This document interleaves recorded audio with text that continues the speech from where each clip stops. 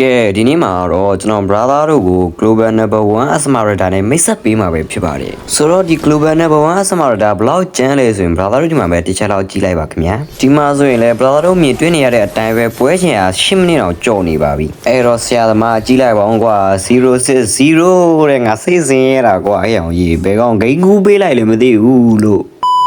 ့ဆိုတော့ဆက်လက်အားဒီကနေစပါတယ်ဒါတော့ဒီပွဲမှာ classic မဟုတ်ဘူးဗျာ run မှာအမှန်ဆိုကျွန်တော် alpha နဲ့ EAP လိန်စောမလို့ဗျာကန်ကဆိုးကျွန်တော် hyper ဆော့လိုက်ရတယ်ပေါ့နော်ပွဲမစားခင်တော့လည်းကျွန်တော်လိန်လဲပါသေးတယ်ဒါပေမဲ့ဆရာသမားမလဲပေးဘူးတဲ့အဲ့တော့ hyper ပဲဆော့လိုက်ရတယ်ဆိုတော့ပွဲလေးလေးရောက်လာပြီဆိုတော့ hyper ရဲ့ထုံးစံအတိုင်းပတ်တော့စားမှာပဲဖြစ်ပါတယ်ဆိုတော့ထုံးစံအတိုင်း brother တို့အနေနဲ့ကျွန်တော်ရဲ့ channel ကို subscribe မလုပ်ရသေးရင် subscribe လုပ်ပြီးတော့ကျွန်တော်ကိုကူညီပေးခဲ့လို့ရပါတယ်ဗီဒီယိုလည်း like လေးပေးပြီးတော့ကူညီပေးခဲ့လို့ရပါတယ်ခင်ဗျာဆိုတော့ကျွန်တော်က blue bag အရင်သွားစားမယ်ပေါ့နော်ဆိုတော့ဘတ်စားတာနည်းနည်းမြင်အောင်ကျွန်တော် alpha SK1 အရင်ယူလိုက်ပါတယ်ဆိုတော့ကျွန်တော် rubber တို့စားတဲ့အပိုင်းတွေတော့ကျွန်တော်မပြတော့ဘူးပေါ့နော် hyper ကိုင်ထားရင်တော့ level 4မပြည့်မချင်းဘတ်တော့စားပါတယ်ဆိုတော့ကျွန်တော်လည်းဘတ်တွေစားပြီးပြီဆိုတော့ level 4ပြည့်သွားပြီပေါ့နော်အဲ့တော့ကျွန်တော်မိတ်လေးကိုပြန်လာတယ်ညီမလေးတေးလိုက်တော့မင်းအမမတေးဘူးလားရတယ်လိုက်ခုတ်ပေးမယ်ဟာဟဲ့အောင်ကြီးမိတ်ရကေကောက်သွားပါတယ်တဲ့ကျေးဇူးတင်ပါတယ်လို့ဆိုတော့လိတ်ထီလဲပို့နေပြီဆိုတော့ကျွန်တော်တို့ hyper ရဲ့ထုံးစံအတိုင်းလိတ်တီးကေးရမယ်ပေါ့နော်တရားတော့ 1k ကြပါဦးလို့ဒီမှာ 1k မှမြင်မြန်ပြီးမှာပေါ့ဟာမေးရတိုက်တယ်လဲ1မကေးဘူးလို့စိတ်ဆင်ရတယ်ဟိုမှာတိုက်ကြရလာပြီဘုံကဘယ်ရောက်နေလဲလို့တော်သေးတာပေါ့ retreat ကောမလို့အဲ့ဒီလေလဲစောက်တော်လဲဖြည့်ကုန်ပြီလို့ဟာတေးတာပေါ့ဒီမှာ brother တို့မြင်တွေ့နေရတဲ့အတိုင်းပဲကျွန်တော်ကတက်တယ်ကေးပြီးတော့ရှော့သွားတယ်ပေါ့နော်ဒါပေမဲ့ကျွန်တော်တိုက်တယ်တော့ရအောင်ယူပေးလိုက်ပါတယ်ဆိုတော့ဒီမှာ brother တို့မြင်တွေ့နေရတဲ့အတိုင်းပဲ EAP ကတိုက်တယ်ပတ်တယ်လဲဝိမကျွမ်းဘူးပေါ့နော်အဲ့တော့ထားလိုက်ပါကျွန်တော်တို့လည်းတိုက်တယ်ရတယ်ဆိုတော့ရပါတယ်ကျွန်တော်ဘာမှမပြောသေးဘူးစင်ပြေသေးတယ်အဲ့ချီဒီမှာဆိုရင်လည်းကျွန်တော်ပြန်ရှင်းလာပြီဆိုတော့ကျွန်တော်နည်းနည်း fan ရမယ်ပေါ့နော်အဲ့တော့ဘာမှလုပ်စရာမရှိရင် rubber စားမယ်ဒီမှာဆိုရင်ကျွန်တော် rubber စားပြီးပြီဆိုတော့ဒီ jacket create သေးလေးတော့စားမယ်ပေါ့နော်ဒီမှာကျွန်တော်စားမလို့စီသေးတယ်ဟဲ့အောင်ရေးပေါ်မှာဗတဲ့ဖြစ်နေပြီလို့ဟဲ့အောင်ငါ့ကိုစောင့်ကြအောင်ဟဲ့အောင်ငါ့ကိုစောင့်ကြအောင်လာပြီရော့ညီလေးအမခံစားကြည့်လိုက်တဲ့မျိုးအာဟဲ့အောင်ရေးဓာတ်မရကျွတ်စင်လို့ကဲနောက်ဆုံးတော့ကျွန်တော်ဘယ်ဥကွဲခဲ့ပြီခမညာကဲဘာမှလုပ်စရာမရှိဆိုတော့ဒီကျွန်တော်ဒီဘတ်သေးလေးပြန်စားမယ်ပေါ့နော်အဲ့လေကျွန်တော်ဘတ်ရအကုန်စားပြီးတော့မက်လေးပြန်ဆင်းလာတဲ့အချိန်မှာဗျာအမဂျူလီယာမဲကိုတက်ဖို့ကြိုးစားနေတယ်တဲ့ဘယ်ရမလဲရော့ညီလေးအမတေးလိုက်တော့မင်းဘာလို့ရှင်နေတာတော့မင်းကျန်းနေပြီနော် brother တို့ကျွန်တော်ကျန်းနေပြီနော်ခဏလေးလမ်းကြော်တော့ဒီ copy ထုတ်လေးပါဆယ်ဆွဲလိုက်မယ်ရအောင်မဟုတ်တစ်ချက်ရှူလိုက်အမလောင်ကြီးလာနေပြီဘယ်ရမလဲကိုကြီးလည်းပြေးတာပေါ့အော်မင်းလည်း Christian မလို့ပါဆိုဟာအေးတော်သေးတယ်မင်းစကီ1လွဲသွားလို့နော်ဟိုကျွန်တော်ရှောနေလောက်ပြီသိလားကဲတက်တယ်လဲပေါ်တော့မယ်ဆိုတော့ကျွန်တော်တို့တက်သွားကီးမယ်ဟဲ့အောင်ဒီထူးထူးဆန်းဆန်း enemy ဘက်တကောင်မှမတွေ့ပါလားဒါဆိုရင်တော့ကြိတ်ပြီပေါ့လို့မင်းဘုံလည်းမလောက် hyper လည်းမလောက်ပဲသွားနေလည်းမသိဘူးကွာပြောရင်းဆိုရင်လည်းလာနေပြီဘယ်ရမလဲ retreat ကွာနော်ကဲဘာမှလုပ်စရာမရှိတော့ရင်ထုံးစံအတိုင်း live fan မယ်ဟာဘတ်သွားစားမလို့ပါဆိုမှချုပ်လိုက်သေးတယ်မင်းတော့မင်းတွေ့မယ်ပြီကဲဒီမှာကျွန်တော်ဘတ်စားတဲ့အခန်းလေးတွေတော့ကျွန်တော်ကြော်ပေးလိုက်မယ်ပေါ့နော်ဟာဟဲ့အောင်ရေးဆရာမကြီးက2 versus 1တွေဆွဲနေပြီလို့ရော့ဟဲ့အောင်ရေးဖေလကာနဲ့ပြေးသွားတာလေ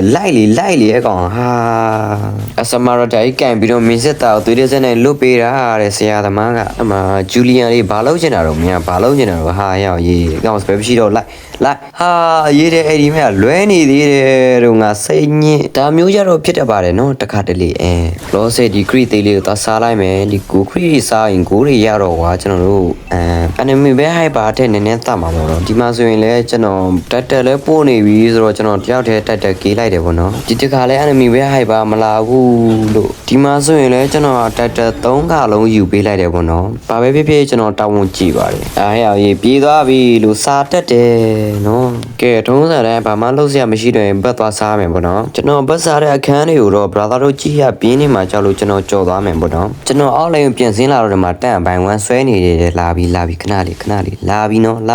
်ရော့အမရေးတက်ဂရေကချုပ်သွားပြီလို့မလုပ်ပါနဲ့အေးတော်သေးတာပေါ့ကျွန်တော်မသေးပါလို့ဟဲ့ရေးကေးတကောင်မှမရပါဘူးတဲ့အေး sky ပြရစားလဲထွက်ပြီဆိုတော့ကေးရှယ်ကောက်လို့ရပြီပေါ့နော်ကဲအပေါ်လိန်ပြန်သွားမယ်ကျွန်တော်အပေါ်လိန်ပြန်ရောက်လာတော့ဂျူလီယာကျုံနေတယ်ဗျာ ရော့ညီဟာဟဲ့အောင်ကြီးလွဲပြန်ပြီလို့အဒီမိတ်ကကျွန်တော်တယောက်တည်းလွဲတာမဟုတ်ဘူးကွာကြည့်ပါဦးမှာအကိုင်းလေအဒီမိတ်စောက်တလို့ရဲ့ဒီအေးဟဲ့အောင်ကြီးတေးရောမနော်ဘတ်ကြဟာပြောရင်းဆိုရင်လည်းတေးသွားပြီမဆမန်းကပတ်မလားတက်ရမလားကွာအေးတော်သေးတာပေါ့မင်းဟာလောင်ရဘလို့ဖြစ်လို့ဒီကိုရောက်တာလဲလို့ဟာလွဲပြန်ပြီအဒီမိတ်ကစောက်ရှက်တွေကွဲကုန်ပြီလို့ဟဲ့အောင်ကြီးလှုပ်ပါအောင်တာဝါထဲမှာနေတာကြတော့ဘသူမှလာမရဟဲ့အောင်ကြီးပြန်သွားပြီလို့အကိုင်းကလာပြန်ပြီဟဲ့အောင်ကြီးဂျူလီယန်ဘာလုပ်ချင်တော့ရှော့ပြီဟဲ့အောင်ကြီးရှော့ပြီမရမ်းတာကွာမစ္စတာဘယ်ကနေဘလို့ပေါ်လာတာလဲကွာငါစိတ်ညစ်ကျွန်တော်ပြန်ရှင်းလာလို့ rubber သွားစားနေတာကွာအမှလောင်ကြီးကလမ်းမလာတာညီမလေးရောတေးလိုက်တော့အမှနော်ဓမ်းမရကျစင်ဓမ်းမရဆောင်းရထွက်နေပြီမရတော့ဟဲ့အောင်ကြီးတာဝါလည်းထိန်းကြပါအောင်ကွာကြည့်ပါဦးလို့ဟိုက်ပါခင်ဗျတာဝါလာထိန်းနေရကျွန်တော်လည်းအတန်သွင်းတာ12နာရီကြောနေပြီဆိုတော့ကျွန်တော်အိမ်ငိုက်နေပြီပေါ့နော်အဲ့ဒီတော့ကျွန်တော် brother တို့အရေးကြီးတဲ့အပိုင်းလေးတွေပဲပြလိုက်ပါတော့မယ်ဟဲ့အောင်ကြီးပြန်ပတ်သွားပြီလို့ငါတော့ရှောတော့မှာပဲအေးတော်သေးတာဗောမဆမကောင်းလို့ဟဲ့အောင်ကြီးမဟုတ်ရှောပြီတလားအေးဟဲ့အောင်ကြီးကောင်းတယ်ကွာမင်းရပါရှောသွားပြီအေးစေးပဲဟုတ်လားမင်းစတာတော့ကျွန်တော်အတွက်ထားလိုက်တော့ကျွန်တော်ရအောင်ကြည့်ပြရမယ်ဒီမှာ brother တို့တစ်ချက်တော့ကြည့်လိုက်နော်အမဟဲ့အောင်ပါသွားပြီလို့ညီလေးမင်းမသွားပြီ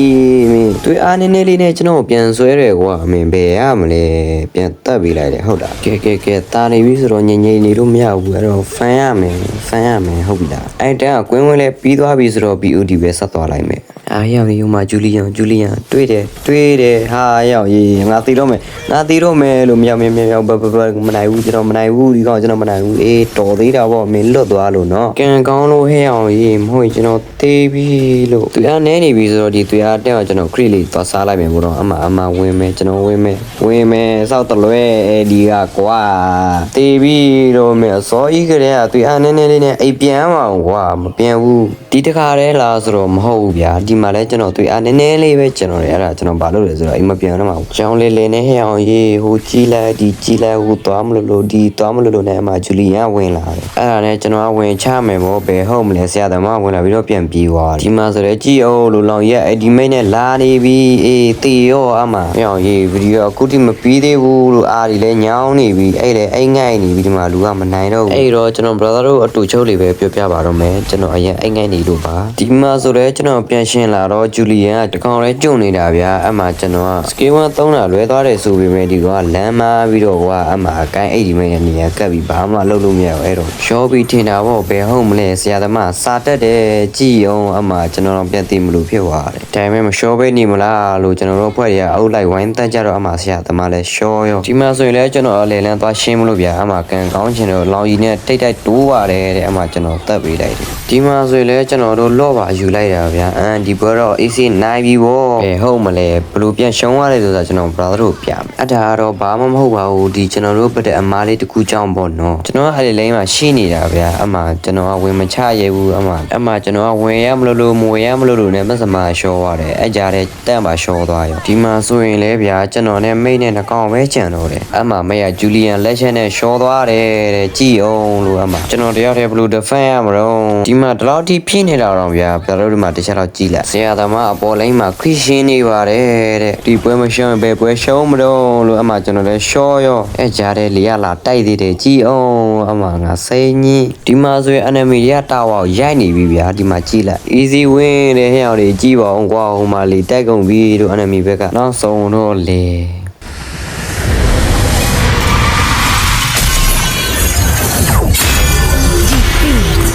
ကျေးဇူးတင်ပါတယ်လို့ဘယ်ကောင်တွေနဲ့လာတိုးနေမှမသိပါဘူးကွာဟဲ့အောင်ကြီးကျန်းလာတဲ့အစမရတာက global number 1အစမရတာတော့သူ့လောက်မကျန်းဘူးအသိဝဲရတာပြီးရတယ်ဆရာသမားဘယ်ဦးတော့မကွဲသွားဘူးတဲ့ဒါမျိုးကြတော့ဘယ်ရမလဲကျွန်တော်လည်းထုဝီလေးရမှာဆိုတော့ဒီနေ့ဗီဒီယိုတော့တလောက်ပါပဲဗီဒီယိုကိုစုံထိကြည့်ရှုပေးတဲ့တရားချင်းစီတန်းကိုကျေးဇူးတင်ပါတယ်ခင်ဗျာကျွန်တော်ရဲ့ YouTube channel ကိုလည်း subscribe လုပ်ဖို့မမေ့နဲ့အောင်နော်ဆိုတော့ကျွန်တော်ကတော့ private ဖြစ်ပါတယ်နောက်ဗီဒီယိုမှာပြန်လည်ဆုံတွေ့ရအောင်လို့ပဲတတာ